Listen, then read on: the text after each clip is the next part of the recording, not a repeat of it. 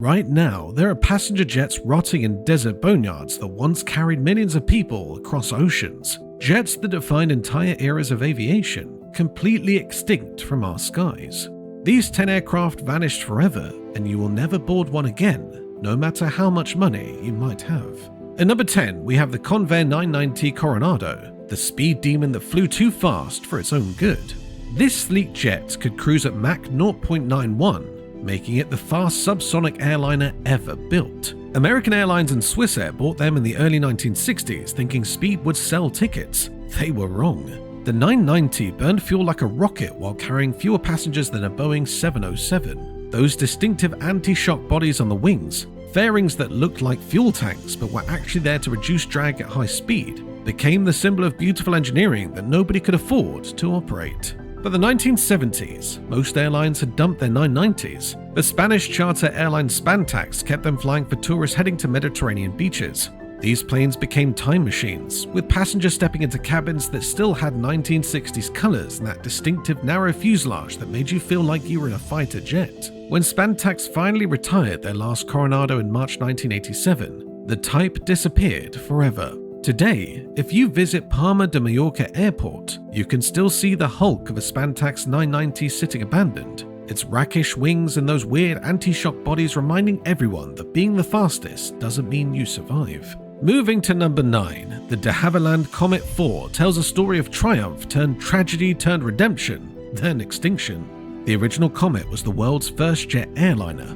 beating Boeing and Douglas by years. British Overseas Airways started flying passengers and jets while Americans were still stuck with propellers. But those early Comets had a fatal flaw. Metal fatigue around the square windows caused catastrophic decompressions. After fixing the design with round windows and thicker skin, the Comet 4 emerged as a safe, reliable jet, but the damage was done. By the time the Comet 4 proved itself, Boeing 707s and Douglas DC-8s had conquered the market with better economics and more seats.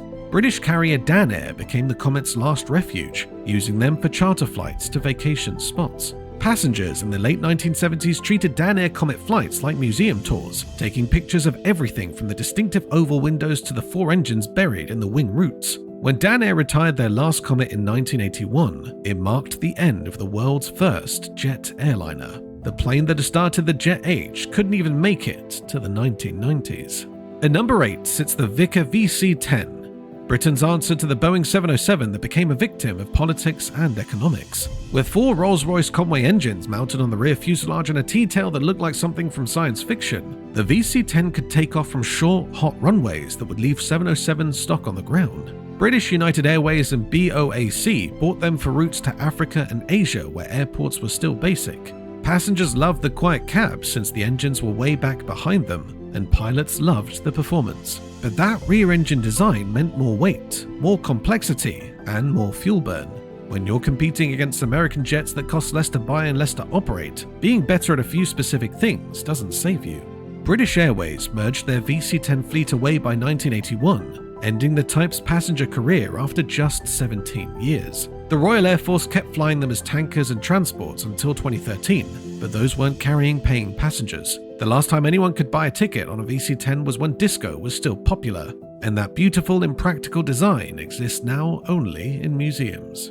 Number 7 brings us to the Boeing 707, the jet that conquered the world and then vanished completely from passenger service. When Pan Am started flying 707s across the Atlantic in 1958, they changed aviation forever.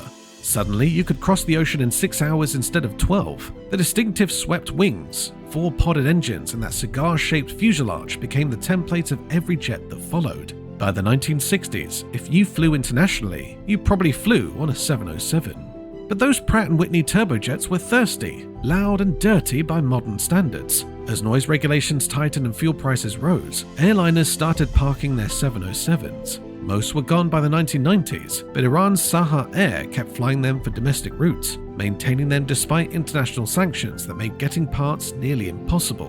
When Sahar finally retired their last passenger 707 in 2013, it ended 55 years of passenger service. Today, you might spot a military KC-135 tanker, which is basically a 707 in uniform, but you will never buy a ticket for a 707 flight again. The jet that created modern air travel is now completely extinct from airline service.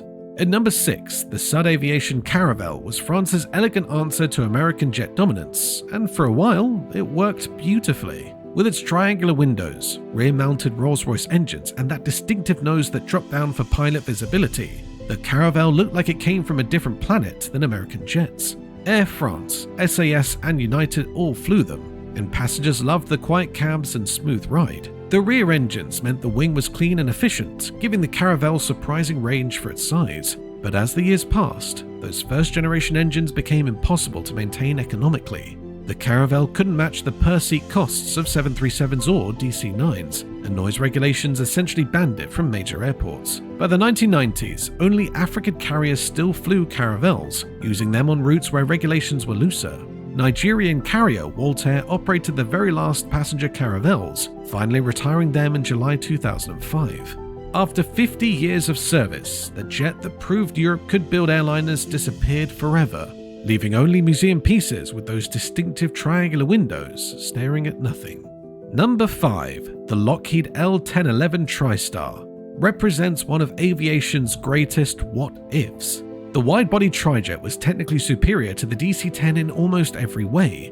Quieter, more fuel-efficient for its time, and packed with innovations like an early autoland system that could land itself in zero visibility. Eastern, Delta, and TWA loved them, and passengers preferred the Tristar's quiet cabin and smooth ride. The distinctive S-duct feeding that tail-mounted center engine was an engineering masterpiece, but Lockheed only sold 250 Tristars compared to over 400 DC-10s, and when production ended in 1984, the writing was on the wall. As ETOPS rules let twin-engine jets fly oceanic routes, three-engine planes became pointless. Airlines couldn't justify the maintenance costs of 3 engines when 2 would do. The last scheduled Tristar passenger flights happened in 2007 and 2008, with small carriers like Lloyd Aero Bolivio squeezing final value from worn-out airframes. Today, the only flying Tristar is Stargazer, modified to launch Pegasus rockets into space, a weird afterlife for a plane that once carried families on vacation. At number 4, the McDonnell Douglas MD-11 was supposed to save the company but instead became the last nail in its coffin. Stretched from the DC-10 with winglets, a glass cockpit and fuel-efficient engines, the MD-11 promised airlines DC-10 capacity with 2 pilot operations and better economics, but it never hit its range targets, falling short by hundreds of miles, forcing airlines to leave seats empty or make fuel stops. That beautiful stretched fuselage and those distinctive winglets couldn't overcome the basic problem. The MD-11 was a compromise that satisfied nobody. KLM became the MD-11's biggest passenger champion, using them on routes to Asia and the Americas. Dutch plane spotters knew every MD-11 by name, literally, since KLM named them after famous women like Audrey Hepburn and Maria Callas. When KLM announced retirement in 2014, they sold special farewell flights for €111. Those 3 flights on November 11, 2014 sold out in minutes to aviation fans worldwide. After KLM's farewell, every remaining MD-11 became a freighter. The passenger MD-11 died at age 24, younger than some of the DC-10s it was meant to replace. Number 3. The McDonnell Douglas DC-10 killed by reputation as much as economics. The DC-10 should have been a success story. Wide body capacity, transcontinental range, and lower operating costs than early 747s. American, United, and Northwest built their international networks around DC-10s. But a series of accidents, especially the 1974 Turkish Airlines crash caused by a cargo door design flaw, branded the DC-10 as unsafe in the public mind. Even after fixes made it statistically as safe as any other jet, passengers remained suspicious. By the 2000s, the DC-10's 3 engines, 3 pilot cockpit, and 1970s fuel consumption made it a dinosaur. Most airlines retired them quietly, but Biman Bangladesh turned their farewell into an event. On February 20th, 2014, their last DC-10 flew from Dakar to Birmingham, then spent 4 days giving sightseeing flights around Britain. Aviation enthusiasts paid premium prices just to fly on a DC-10 one last time. When that Biman DC-10 landed for the final time on February 24, 2014, it ended 43 years of passenger service. Today, DC-10 still fly as firefighting tankers and freighters, but you will never sit in a DC-10 passenger seat again. And number 2, the Tupolev Tu-144 was the Soviet Union's supersonic dream that turned into a nightmare. Flying passengers 2 months before Concorde, the Tu-144 needed afterburners to maintain supersonic cruise, making it impossibly loud inside. so loud that passengers couldn't talk to each other without shouting.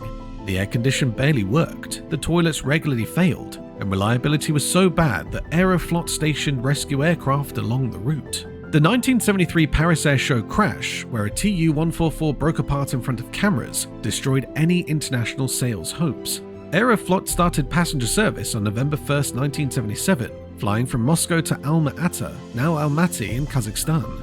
But after just 55 passenger flights ending June 1, 1978, they gave up.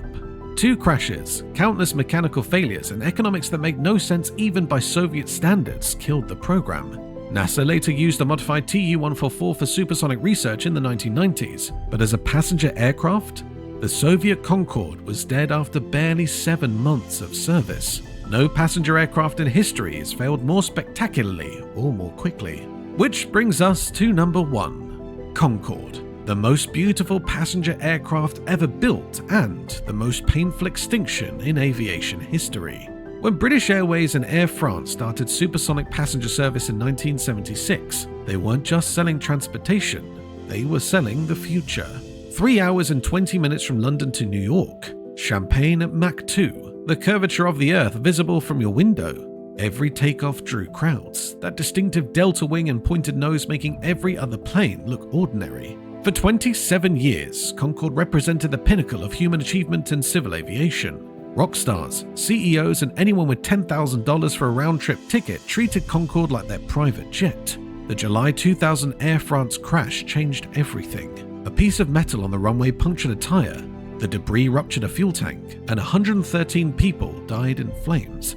Even after modifications to prevent it happening again, the damage was done. September 11 killed premium travel demand, and suddenly airlines couldn't fill 100 supersonic seats at those prices. British Airways tried everything to save Concorde, even offering charter flights and special packages. On October 24, 2003, 3 Concordes landed at Heathrow Airport within minutes of each other, crowds lining the fences, many people crying as each plane touched down for the last time in passenger service. Captain Mike Bannister's final words on the radio were, "Speedbird 002 is parking for the last time. It wasn't just an airplane retiring, it was the future we were promised being taken away."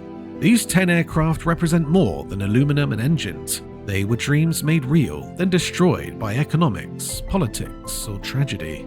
Every one of them pushed boundaries, carried millions of stories, and proved that aviation is as much about emotion as engineering. Somewhere tonight, in museums and boneyards, these giants sit still, waiting for visitors who remember when the sky belonged to them.